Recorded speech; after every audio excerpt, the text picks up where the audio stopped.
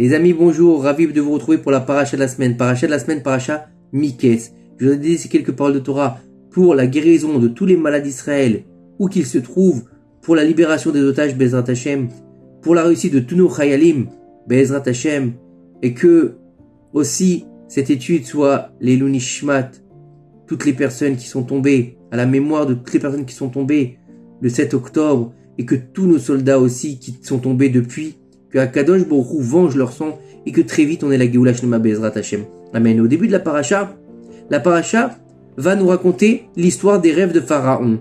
Le matin, il se lève Pharaon, il a mal dormi, il est mchen. Il a fait un rêve et il est pas content. Qu'est-ce qu'il fait?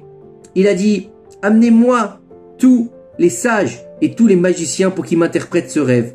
Et pas un seul n'est capable de lui interpréter ce rêve. En fait, c'est pas ce rêve, c'est ces rêves. C'est deux rêves qui sont en fait le même rêve. Et il va leur raconter, et il n'y en a pas un seul qui est capable de lui expliquer le rêve correctement. Alors, Rashi nous explique que il leur interprétait le rêve, effectivement, mais dans des choses qui n'étaient pas du tout en adéquation avec ce que Pharaon pensait, et donc son cœur ne recevait pas ce qu'il lui expliquait.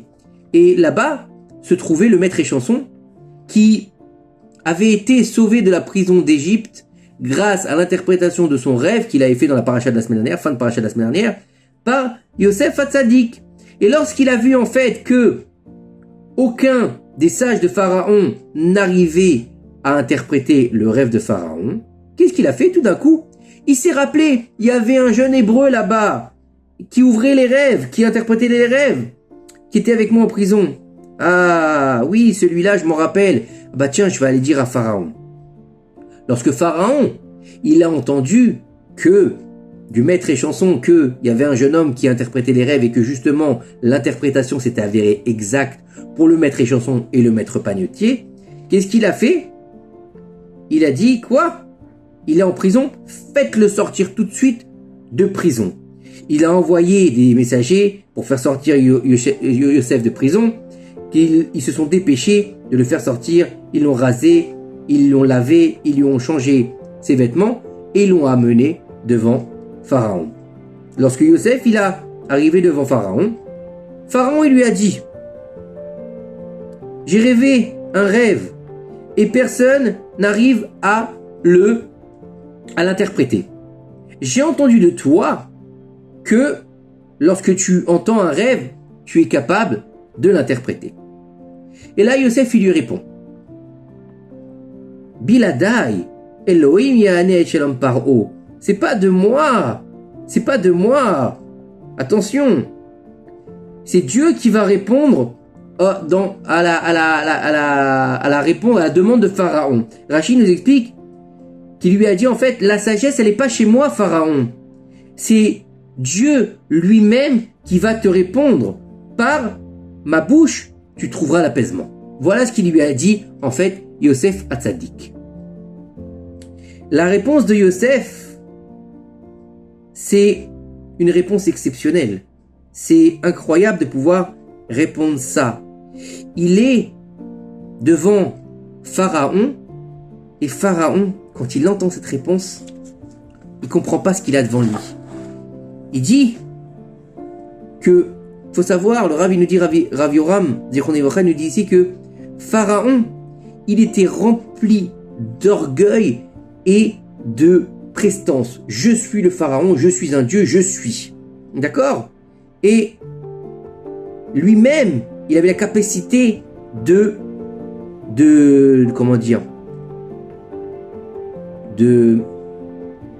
il avait la capacité d'influencer les gens et il avait en fait une façon de parler, de se prendre pour un dieu, comme il avait dit, et moi, j'ai dit, et le fleuve, il a fait, comme si c'est lui qui l'avait créé, le Nil.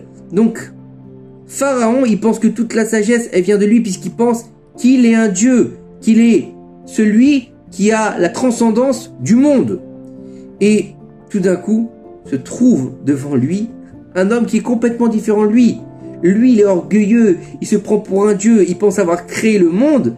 Et là, il a un petit bonhomme devant lui, d'accord, qui n'a rien à voir avec lui, pur et sage, qui est rempli de la sagesse divine. Et lorsqu'il arrive devant lui, on va lui dire, j'ai entendu que tu interprétais les rêves. Le roi du monde matériel lui dit, puisqu'à cette époque l'Égypte est la plus grande puissance mondiale, il lui dit, j'ai entendu que tu étais un bon interpréteur de rêves. Un autre, il aurait dit, je suis le meilleur, je suis beau gosse, t'inquiète pas Pharaon, dis-moi, je vais le faire. Et lui, il a dit, Biladai, c'est pas de moi. La sagesse ne m'appartient pas. Tout appartient à Dieu, à Hachem Idbarar. C'est de sa volonté qui va pouvoir me dévoiler la sagesse. Et sans lui, je peux rien interpréter, je peux rien dire. Imaginez la position de Yosef, qui malgré les honneurs qu'on peut lui faire, il se rabaisse et il met Dieu en avant. La réponse de Yosef, elle a dérangé Pharaon, parce que c'était bizarre. C'est quand même, il se retrouve lui-même confronté au créateur du monde, puisque lui se prend pour un dieu, et avec les paroles de Yosef, il se comprend en fait à quoi? Au créateur. Tout d'un coup, il s'est trouvé dans une situation où il n'était rien. Il n'arrive même pas à comprendre un rêve alors qu'il est censé être un dieu. Alors en fait, par ses paroles, Yosef, il a remis Pharaon à sa place en lui disant, Pharaon, tu n'es rien de plus qu'un être humain créé par Akadosh Baruch Hu. Et en fait, il y a seulement la lumière divine qui va pouvoir t'expliquer les choses. Et en fait, il a été impressionné par la lumière divine qui se dégageait de Yosef Hatzadik. Pourquoi? Parce qu'il s'était totalement annulé devant Dieu. Il a compris Pharaon. Et Pharaon, il a compris dans quelle obscurité il se trouvait. On vient de finir les jours de Hanouka. C'est le combat de l'obscurité contre la lumière. Pharaon contre Yosef. Pharaon, il est dans l'obscurité et Yosef, il était dans l'obscurité. Il sort Miketz rapidement de cette obscurité, du trou dans la terre où il était en prison. Il se retrouve face à Pharaon. Il va l'illuminer par sa sagesse. Et en fait, Yosef, par cette annulation, Dieu va lui donner la possibilité de devenir le vice-roi d'Égypte. En s'annulant, il a gagné tous les niveaux. Et en fait, par le mérite d'un seul mot, il est devenu un des hommes les plus influents du monde, un des hommes les plus grands au monde. La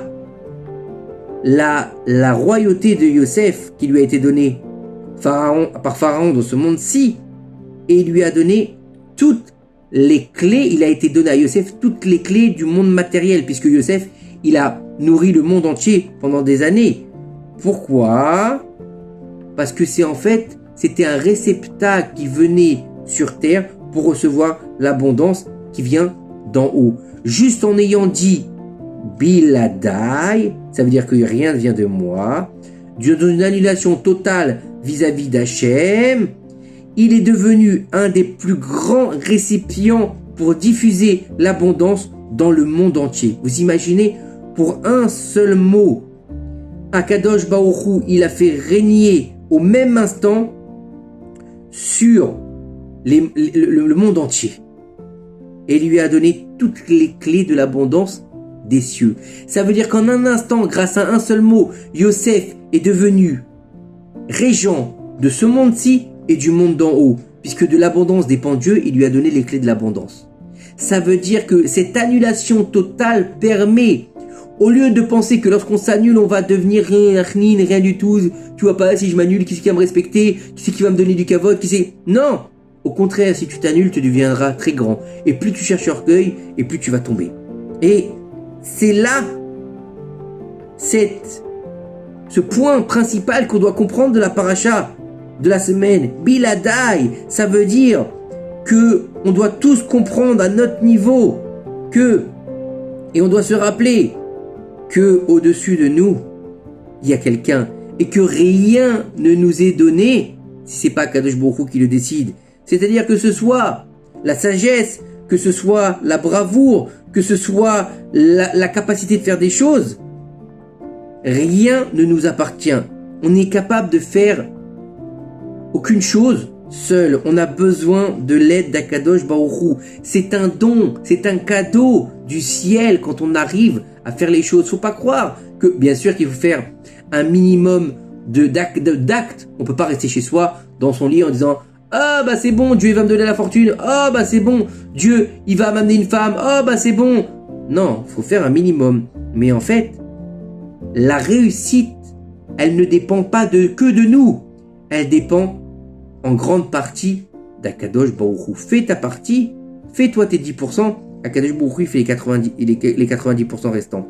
C'est Chazve Shalom de croire que c'est nous. Yosef Hatzadik, s'il avait dit à Pharaon, oui, ne t'inquiète pas Pharaon, je vais interpréter tes rêves parce que je suis le spécialiste des rêves, il aurait tout perdu.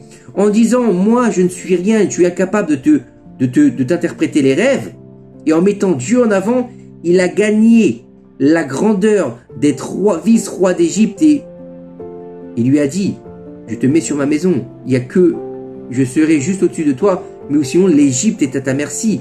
Je veux dire, vous imaginez, le type c'était un esclave, il a passé 12 ans en prison, et maintenant Pharaon lui ouvre les portes de l'Égypte, alors que normalement les esclaves n'avaient même pas le droit d'être des ministres en Égypte, et lui devient vice-roi. Et en fait, c'est de comprendre que tout ce qu'on fait, faut mettre Akadosh Baruch Hu dedans. Ko amar Hashem, al italel chacham bechokmato. Comme ça, il a dit Hashem, ne pense pas que le sage, il a sa sagesse, ve'al italel la gibor gvura, et que le fort, il a sa bravoure. Al italel asher bo'osher, et ne crois pas non plus que le riche, il a sa richesse. Ça veut dire que c'est pas ça. C'est Akadosh Baruch Hu qui va leur donner. C'est pas lui qui définit sa richesse. C'est pas lui qui définit sa bravoure. C'est pas lui qui définit sa sagesse. C'est Akadosh Baruch Hu. Et donc, il faut pas continuer à vivre dans cette imagination de penser que c'est de nous que tout vient. Le roi de l'imagination, c'est qui? C'est le Yetzer Hara. Il va te faire penser que tout vient de toi. Il va te faire penser que ta réussite, elle est dans tes mains. Bah, je me suis levé le matin, j'ai travaillé, donc je mérite de gagner ma vie. Mais non, on l'a bien vu, il y a des gens qui ont ouvert des grandes sociétés, ils sont ruinés. Il y a des gens qui plantent des graines, qui les arrosent, qui font attention, il n'y a rien qui pousse. Et il y a des gens, comme ça s'est passé il y a des années de ça, au Moshav Komemiyut, où des gens qui ont respecté la Shemitah, ils ont planté des graines pourries, totalement pourries, et qui devaient rien avoir. Ils ont eu la plus grande récolte de tout Israël. Pourquoi? Parce que c'est Dieu qui a décidé. Et t'as des gens qui vont ouvrir un falafel dans un coin paumé, dans une rue paumée. D'accord? Ils font même pas de pub. Et il y a la queue tous les midis pour aller manger chez eux. Comment ça se fait? T'as fait ta partie.